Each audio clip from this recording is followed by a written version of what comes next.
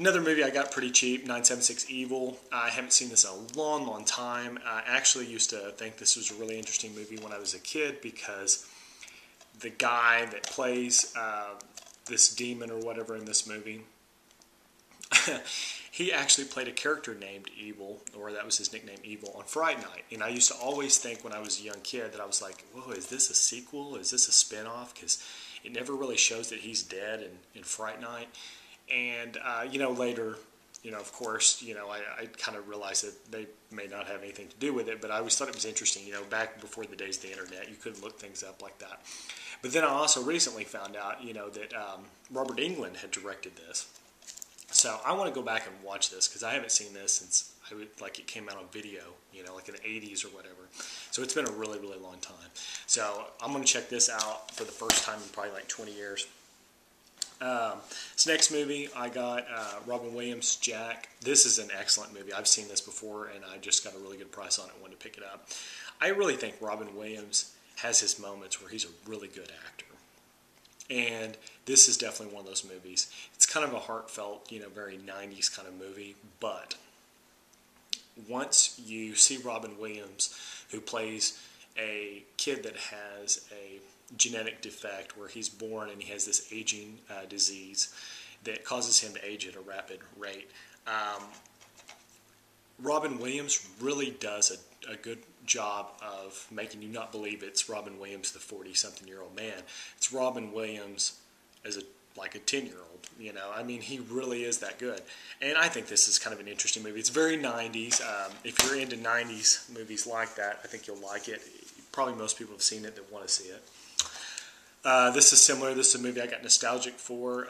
Christine, hadn't seen this in a long, long time, and other than that, that's it. Probably most people know about Christine.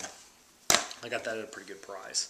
A lot of these movies are just nostalgic movies I haven't watched yet, but I'd all seen them, so I'm just waiting until I get to the point where I'm kind of in the mood to watch it, if things aren't too busy or I've got a lot of free time on my hands. This is another one. This is off the Universal Vault series, which is similar to like the Warner Archives.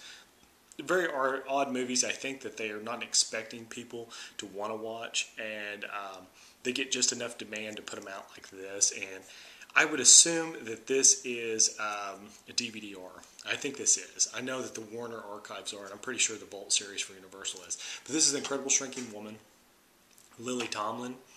And when I was a kid, this was on HBO a lot when I was really young. And for whatever reason, this movie has stuck with me in my memory, even though I haven't seen it in a long time. And it really hasn't been available in any other format before this in a long time. Like, it was out on VHS years and years ago, but that's it. The next two are similar to that in the fact that they're the archive collection from Warner I was telling you about. These are ones that Sean C. Phillips, CooIDuder often talks about this movie, Bad Ronald.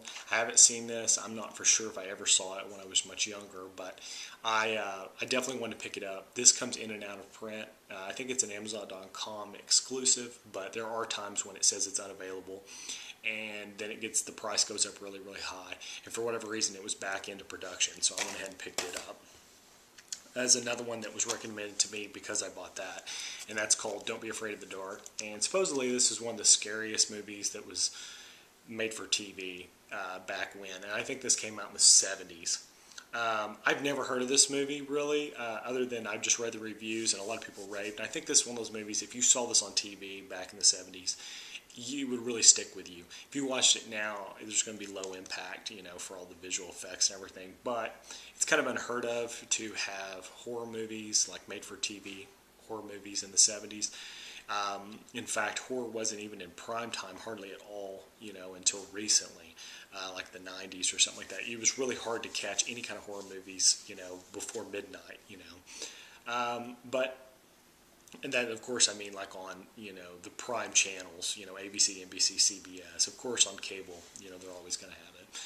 But this, to me, seems really interesting. And since it's a 70s movie that's really kind of rare, Don't Be Afraid of the Dark, I'm just going to check that out. And I really feel like that's probably not going to have a very big effect on me, not like it has the other people that have raved about it. There's some other ones I haven't got a chance to watch yet. This is Blood Creek. I heard a lot of good things about that. I was able to pick up the slipcase version. probably going to try to watch this tonight if I can.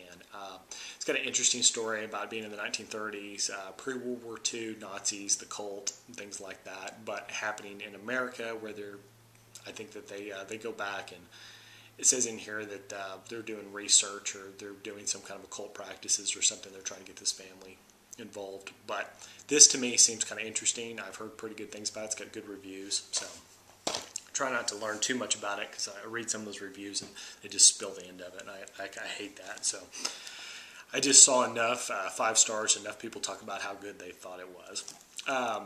This is another movie that I was happy to get, because it was kind of odd that it was available on Amazon and then they immediately act like they weren't available, but this is Low. And if, like I mentioned before, the Roughcuts, if you're familiar with that, and Travis Betts is the director, and he's on the Roughcuts, and I can't think of his individual channel right off the top of my head. I'll try to put it in the sidebar. But Low, if you go to the Roughcuts, you'll see Travis Betts' link somewhere in there, and I'm sure you'll see some reviews of this movie, because this just came out. I have not seen this, and this was really not available in my area to go view it.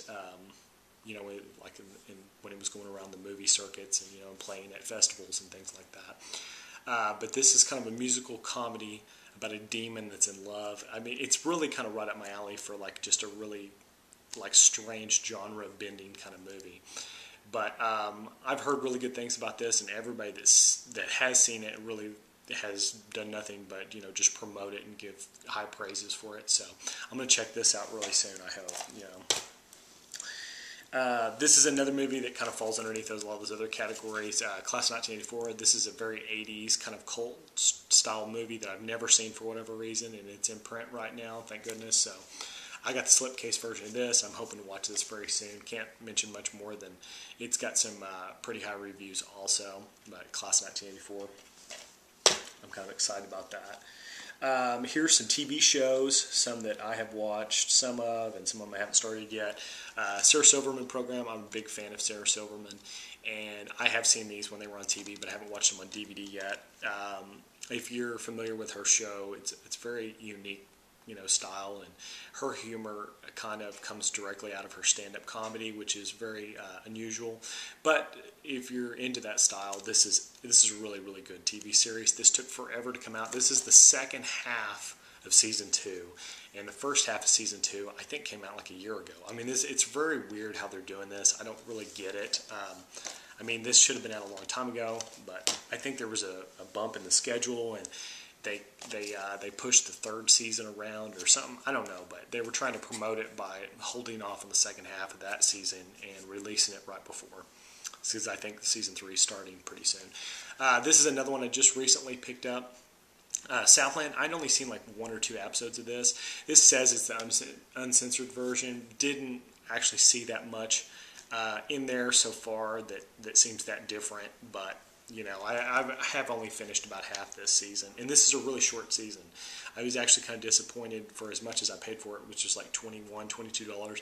This is 2 discs, 7 episodes. So I didn't realize that Southland season 1 was so short. I'm assuming since it was on cable, it was like a half season anyway. Okay, that's my DVD. So if you're not into, you know, whatever's coming up next, feel free to, you know, just jump off here. Or if you want to stick around, I've got one last DVD/VHS, you know, and then we'll go straight into VHS.